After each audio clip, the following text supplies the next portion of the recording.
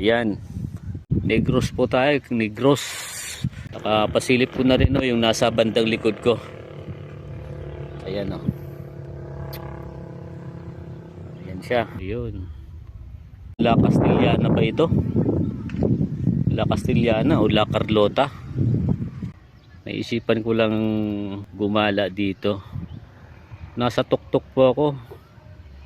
Tuktok lang Ayan Ito yung kapaligiran dito mga kaganap Ayan